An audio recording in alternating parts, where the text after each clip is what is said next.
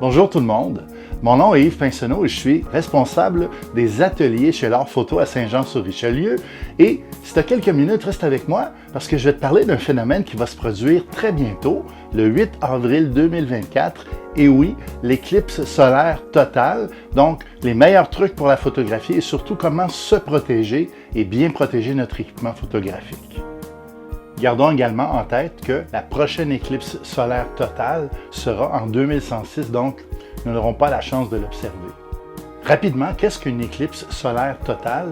C'est lorsque la Lune se positionne entre la Terre et le Soleil, donc la Lune se présentant entre les deux, crée une ombre importante et obscurcit complètement le ciel sur la Terre. Côté sécurité, très important, vous ne pouvez pas observer sans protection une éclipse solaire. Même lorsque l'éclipse est totale, il est complètement déconseillé de regarder en direction du Soleil puisque ça peut mener à la cécité. Évidemment, ça rend aveugle. Donc, c'est excessivement dangereux. Pour observer, si vous voulez le faire à l'œil, on peut le faire avec un masque de soudeur ou encore avec des lunettes prévues à cet effet qui ont la certification CE ou ISO. Donc, important, on se protège d'abord. Si vous vous posez la question pour la photographie, donc, est-ce que je peux utiliser des filtres de densité neutre? Et la réponse est non. Vous ne pouvez pas utiliser de filtres de densité neutre, même si ils sont équivalents à ce qu'un filtre solaire donnerait, qui est environ 16 stops. La raison pourquoi on ne peut pas utiliser de filtre de densité neutre, c'est qu'il n'y a pas la résistance assez forte aux ultraviolets et aux infrarouges, puisque c'est une lumière qui est très radiante. À votre question, est-ce que vous allez avoir chez L'Art Photo les équipements nécessaires pour faire l'observation ou encore la prise de vue de l'éclipse solaire? Et naturellement, la réponse est oui. Nous avons déjà en commande des pièces d'équipement, des filtres, des lunettes. Pour les lunettes, évidemment, vous allez pouvoir les utiliser directement pour observer à l'œil nu, mais vous allez pouvoir également, pour faire de la photographie, utiliser différents filtres. Nous allons également pouvoir utiliser certains de ces filtres-là sur un spotting scope, ce qu'on appelle aussi un télescope terrestre, également sur votre appareil cellulaire ou votre appareil photo naturellement.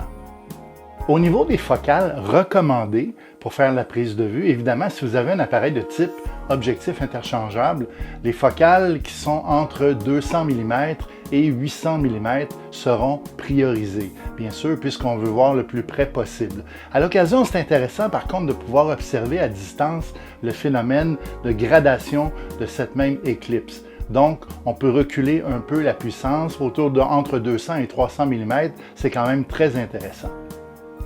Pour ce qui est de la méthodologie, alors c'est pas trop compliqué. Voici comment on fait. Premièrement, il faut faire la mise au point à l'infini. Donc, on peut prendre une mise au point sur ce qui est le plus loin observable avec l'appareil photo ou l'objectif que vous utilisez.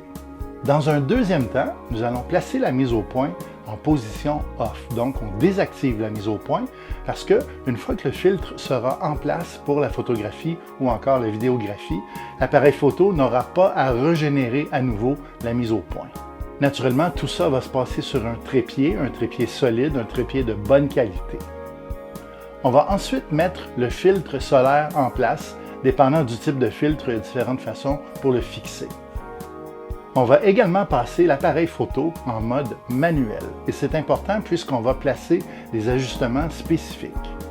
Au niveau du temps d'exposition, comme la progression de l'éclipse va avancer et va changer la luminosité, il se peut que les vitesses passent entre 1/30 de seconde et 1/4 millième de seconde. Donc, il faut se préparer à faire des ajustements en cours de route. Au niveau du diaphragme ou de l'ouverture, on va placer cette valeur-là entre f8 et f16, encore une fois, selon la luminosité. Au niveau de l'ISO, on va travailler à l'ISO de base de l'appareil photo, soit 100, soit 200 ISO.